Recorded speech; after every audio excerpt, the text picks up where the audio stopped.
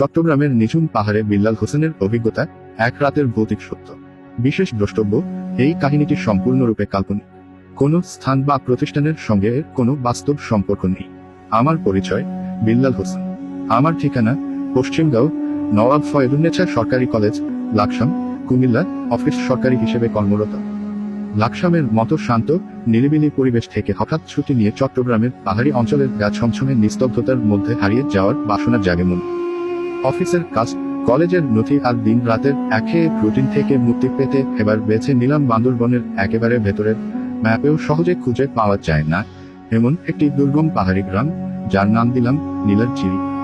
পর্ব 1, নীরবতার ফাঁদ। 2025 সালের অক্টোবরের মাঝামাঝি পূজার ছুটিতে ব্যাগ গুছিয়ে বিল্লাল হোসেন রওনা হলেন। লাকসাম থেকে ট্রেন ধরে চট্টগ্রাম, তারপর বাসে চড়ে পাহাড়ি পথে আরো দীর্ঘ যাত্রা।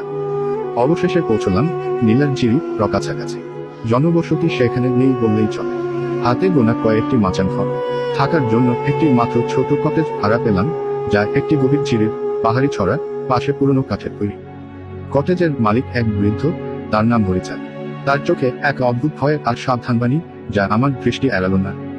সাবধানে থাকবেন বাবা, মৃদুস্বরে বলেছিলেন হরিচাঁদ। এই পাহাড়ের রাতটা কিন্তু বড্ড ভয়ানক। রাতে চিরির ধারে একদম যাবেন না। আমি হাসলাম। লাকসাম সরকারি কলেজে প্রতিদিনের হাজারো কাজ সামলায়, ভূত প্রেতের কথা শুনে ভয় পাওয়ার লোক আমি নই। রাত 8টার মধ্যে ডিনার সেরে যখন কটেজের বারান্দায় দাঁড়ালাম, চারদিকে ঘন অন্ধকারে যেন পাহাড়গুলো মিশে একাকার হয়ে গেছে। কেবল ঝিঝি পোকার একঘেয়ে ডাক আর ঝিরির জল পড়ার একটানা শব্দ। আকাশ ভরা তারা, কিন্তু তাতেও রাতের ভয়ালতা কমছিল না। পর্ব 2, মধ্যরাতের মায়া ও আহ্বান। রাত তখন ঠিক একটা অদ্ভুত মিষ্টি গন্ধে আমার ঘুম ভেঙে গেল। গন্ধটা পরিচিত, যেন লাকসামে আমাদের পাশের বাড়ির বকুল ফুলের মতো। কিন্তু এই পাহাড়ে বকুল, ভাবতেই অবাক লাগছিল। মনে হলো কেউ যেন খুব আলতো করে আমার নাম ধরে ডাকছে, ঠিক যেন ফিসফিস করে, বিল্লাল হোসেন। উদ্ধৃতি চিহ্ন। প্রথমটায় মনে হলো মনের ভুল। অফিসের কাজের চিন্তা হয়তো মাথা থেকে যাচ্ছে না। কিন্তু একটু পরেই সেই ডাক আবার কানে এলো, আরো স্পষ্ট, আরো কাছ থেকে। যেন কেউ কটেজের ঠিক বাইরে দাঁড়িয়ে আছে। আমি উঠে দরজার ফুটো দিয়ে বাইরে উকি দিলাম। যা দেখলাম, তাতে আমার লাকসামের সব যুক্তি বুদ্ধি মুহূর্তে ধূলিসাৎ হয়ে গেল। অন্ধকারের মাঝে ঝিরির ধারে দাঁড়িয়ে আছে দীর্ঘদেহী এক নারী। তার পরনে সাদা শাড়ি, কিন্তু তার মুখটা দেখতে পেলাম না। লম্বা কালো চুলগুলো কোমরের কাছে নেমে এসেছে। তার শরীর থেকে ঠিকরে বের হচ্ছে একটা অদ্ভুত মিটমিটে নীলচে আলো। আর সেই আলোতেই স্পষ্ট দেখতে পেলাম, সে একাই নয়, তার চারপাশে ছোট ছোট আরো কয়েকটি আবছা অবয়ব, যেন শিশু।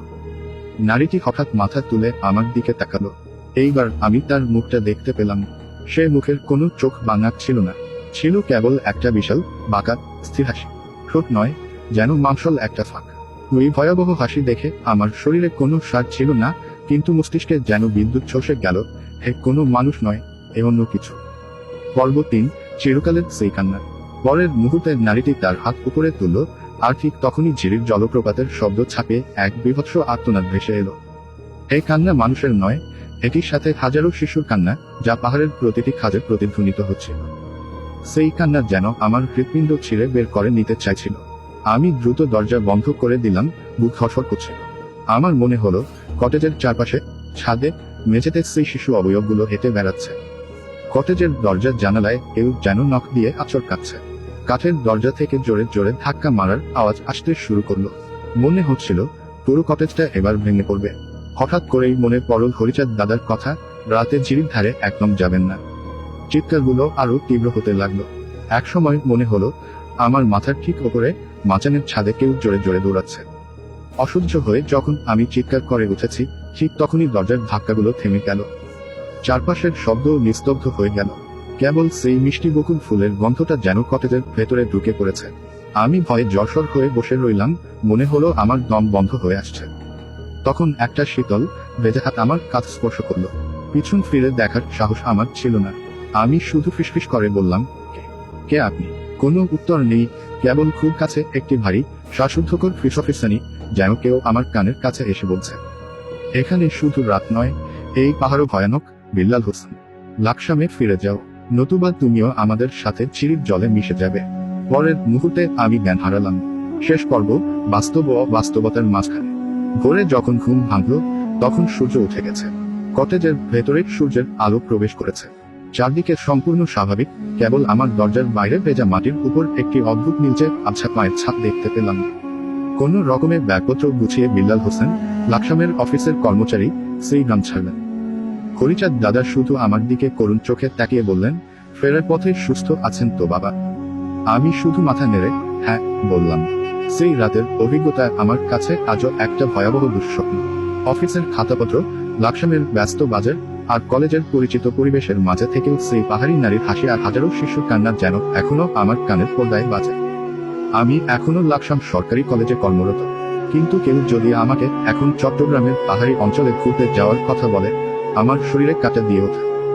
রাতের বেলা ঝিরির জলের শব্দ শুনলে আমি আঁতকে উঠি, কারণ আমি জানি সেই পাহাড়ে আজও কেউ একজন আমার নাম করে ডাকতে পারে, বিল্লাল হোসেন।